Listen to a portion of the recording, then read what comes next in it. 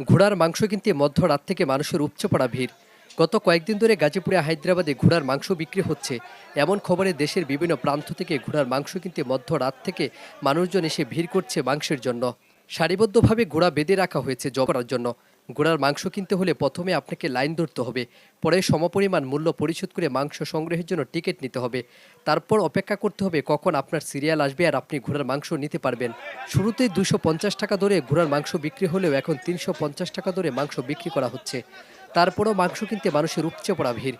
কেউ বা মাংসের জন্য ঝগড়া করছে, কেউ বা আবার মাংস না পেয়ে মন খারাপ করে বাড়ি ফিরে যাচ্ছেন। শুরুতে একটি ঘোড়া জবাই করা হলেও ভাইরালের পর থেকে প্রতিদিন মাংসের চাহিদা বাড়ছে। এখন প্রতিদিন 8 থেকে 10টি ঘোড়া, যা সমপরিমাণে 900 থেকে 1000 কেজি ঘোড়ার মাংস বিক্রি করছেন দুই বন্ধু শফিকুল ইসলাম ও নুরুল্লাহ মামুন। এই নিয়ে এলাকাবাসীর মধ্যে মিশ্র প্রতিক্রিয়া লক্ষ্য করা গেছে। কেউ বলছে ঘোড়ার মাংস অনেকটাই গরুর মাংসের মতো লাগে, কেউ বা বলছে ধর্মীয় রীতিতে ঘোড়ার মাংস না খাওয়াই ভালো। জানা যায় এবছর দুই বন্ধু শফিকুল ইসলাম, নুরুল্লাহ মামুন বাণিজ্যিকভাবে ঘোড়ার মাংস বিক্রি কার্যক্রম শুরু করেন।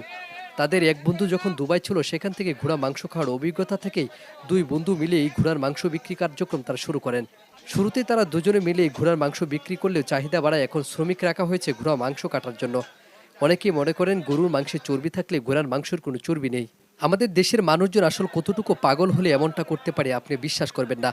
ঘোড়ার মাংস বিক্রি হচ্ছে, এই খবর শুনে দেশের বিভিন্ন প্রান্ত থেকে গাজীপুরে হায়দ্রাবাদে তারা এই ঘোড়ার মাংস কিনতে ছুটে এসেছেন। শুধুই কি ছুটে এসেছেন, একজন আরেকজনের সাথে তর্ক করছেন, ঝগড়া করছেন, একজন আরেকজনের সাথে বাক বিতন্ডায় লিপ্টিয়ে পড়ছেন। বিষয়টা আসলে অনেকটা পাগলামির পর্যায়ে চলে গেছে। 200 বা 300 টাকা ধরে ঘোড়ার মাংস বিক্রি হচ্ছে, অন্য কোথাও বিক্রি হয় নাই। সবকিছু মিলে একটি বিশাল অজুহাত তৈরি করছে তারা। অনেকে আবার এই ঘোড়ার মাংস খাওয়ার জন্য পরীক্ষামূলকভাবে মাংস নিতে এসেছে। আমাদের সমাজে মানুষজন এত উচ্ছৃঙ্খলতা সত্যি বিশ্বাস করা বড় কঠিন।